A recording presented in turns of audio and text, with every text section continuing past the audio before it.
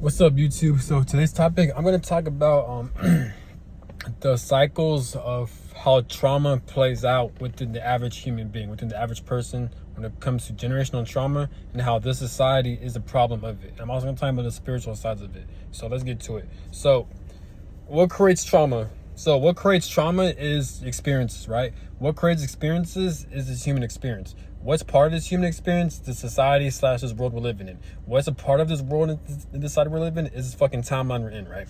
So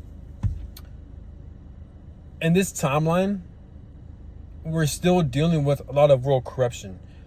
We have money that restricts us. We're ruled by a lot of corrupt people who rule this world, and they've been doing this shit for a long time, since human history. So the system keeps us restricted and limited. Yes, there are good parts from the system, but at the same time, there's a lot of things that needs to be changed, such as when it comes to finances and money.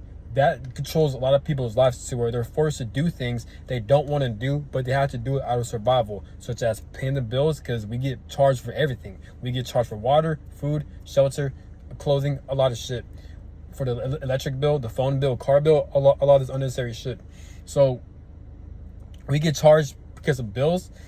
And now and since you got the days going by a lot faster, you got time speeding up a lot faster as the months and years go by, people are become a lot more stressed and they have less time for themselves. So that creates a lot of stress and anger and sadness and a lot of traumatic shit within the average person working for the system, especially if they have a family. That's the main attack. So when people have families, they're forced to not spend as much time with their kids or with their caretakers. So now their kids and caretakers, they develop a lot of abandonment and rejection issues, especially if they're like their newborns or their young children, and they create a lot of abandonment issues and rejection issues. So when that happens, as I go about life, as I get older, they're subjected to these school systems, these other people, and now they're attracting what their brain, what their nervous system's familiar with, which is trauma, right? So this is where you get your trauma bonds. This is where you get, like, you meet the same person in different bodies. This is why a lot of people go into toxic relationships, dysfunctional relationships, and it's nothing but pain, especially if they have kids, and then they continue the ongoing cycles of generational trauma, because these people, they're not connected out of love and self-love. They're connected out of trauma. This is where you get your trauma bonds from. So then there's a lot of arguing and yelling. There's a lot of fighting. And once they have kids, God forbid, then they have a divorce. And now they have a single parent household. Or like their parent doesn't like the other parent, and they're always talking trash to each other. And that traumatizes the kids. Now kids don't know what true unconditional love is. And they don't know how parents are supposed to love each other. And so then these kids are just confused and shit like that. And now when that parent has like a stepfather or a stepmother, and then if these two are toxic, then they're just so confused and they don't know what true love is, or they don't know how to attract love, because they're so used to dysfunction. So as they get into the real world, as they get older, they don't know any proper life skills, especially if their father or mother never taught them shit growing up, if they never taught them like basic life skills, because those parents, they also came from trauma to where their parents didn't teach them shit. So now they're just living life recklessly, or they become very narcissistic to where they're focused on themselves, but then they're not focused on their children or on their offspring. They don't have common sense or the mental expansion or fortitude to be like, or common sense, be like, I brought a kid into this world. Let me teach this kid important life skills when it comes to finances, when it comes to emotional, spiritual, how to take care of yourself, how this world operates, what to look out for.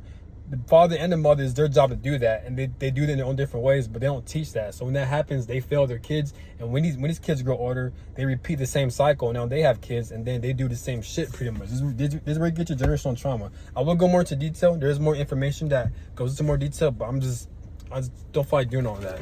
No, I didn't make this up on my own. I've learned these from a lot of people, and these are facts, and these are truths, and this shit does happen. I've done a lot of research and studied, and I've experienced all those things, and a lot of people experience those things.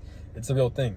This is what we're dealing with in this timeline. So when that happens, is because what started all this is because of the society, because of this world and timeline we're in. If we live in a corrupt, evil world, it's going to produce a lot of traumatized people. We live in a system that restricts us when it comes to our freedoms, when it comes to do the things we do. That's a problem. I'm not saying this world could be a lot worse. It can be a lot worse, but it definitely could be a lot better than what it needs to be, especially in the year 2024. But you have worse shit going on in these third world countries where there's a lot of wars and battles and poverty and homelessness going on. At least in America, at least you have the. I'm not gonna say that. I'm not sure how it is in America, but I am in America, but I'm not sure how it is. But in America, without a doubt, the economy still sucks. So like, we shouldn't live in a world where we focus on survival. Yes, it is necessary. It is part of us to survive and to focus on survival, but that shouldn't be the main focus in the system we're living in. It should be like 10% focus and 90% of us exploring this world and having fun and doing things we enjoy, obviously while being safe and all that, and teach and passing down love and from generations to generations. But unfortunately, we live in a timeline where it's not like that. We live in a timeline where there's a lot of conflicts going on, there's a lot of corruption, there's a lot of people trying to expose the system. There's a huge imbalance in this timeline we're in. Yes, it'll be nice to live in a timeline to where none of this shit happens. We're not ruled by pedophiles or corrupt people who rule this world. It would be nice, but unfortunately, we're not in this timeline. Instead, we're in a timeline to where everything that's wrong with the system, it's going to or about to be addressed, pretty much, or that needs to be addressed, pretty much. So that's the type of shit we're dealing with. I'm not saying this world is all like this. There are good parts of this world. There are blissful things and abundance. There's a lot of people who are living happy lives. There are a lot of happiness and blissfulness happening, but for the most part, there's a lot of bullshit that's going on. So that's the timeline we're living in, pretty much, is what I realized. So that what creates a lot of generational trauma. A lot of people who have like mental health illnesses, or like they just don't feel right within the system. They feel like they're forced to do things they rather not do because of survival. Like a lot of people come from generational trauma because of their upbringing, based on their family. And again, it's not their family's fault per se. I mean, they did cause it, but it's not their fault. It's generational trauma because of the system, pretty much. So now you have a lot of people who are trying to break free from that generational trauma, because a lot of people are becoming more aware of the fact that how relationships works, how you're supposed to properly love someone. They're recognizing their patterns, their mental health issues and stuff like that. They're recognizing healthy relationships versus unhealthy relationships, and the importance of healing so you won't create a toxic, dysfunctional family for yourself based on what they've experienced and what they've observed growing up.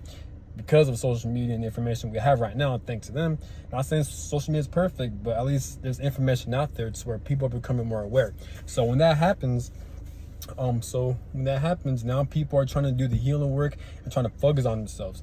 And while you also have other people who are attracting relationships to where it's like a mirror of the trauma they're dealing with and the issues they got to overcome based on their upbringing. So as they're dealing with these types of relationships, with these trauma bonds and these soulmate-like connections, it's like a mirror for them to see the type of issues that they have that they didn't realize they had until they met that person. So once these two people healed both of their trauma, now they're able to become more self-aware of themselves and their surroundings and how they operate, and now they're able to give room for them to attract a much more loving relationship, either with a different person or the same person, once they heal all their trauma and stuff like that. You know what I'm saying? So that's what pretty much people are going through from an overall scale, pretty much.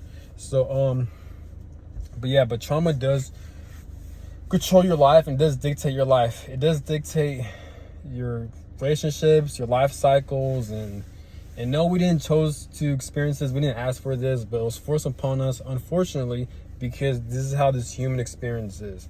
It's how God wants it to be, unfortunately. So the best thing we could do is try to overcome it and try to deal with it and try to recognize it. And then, because once you recognize it, then you have the power to deal with it and overcome it. It is easier said than done. It's not easy. If it was easy, a lot of people would do it. This is why we have a lot of narcissistic people. We have a lot of people who are mentally ill. We have a lot of people who are mean, because they refuse to do the healing work, because it's not easy. It's extremely painful, extremely hard, because we're subjected to a human body to where we feel a lot of pain, and the human body is so fragile. So it's hard for the human body to heal because it takes a long time and it's so painful. This is why a lot of people can't really do as much. It's easier said than done, pretty much, but it is doable. So that's pretty much the shit we're dealing with, and the cards were dealt with pretty much from an overall scale, pretty much. So that's all I gotta say, and have a good one. Peace.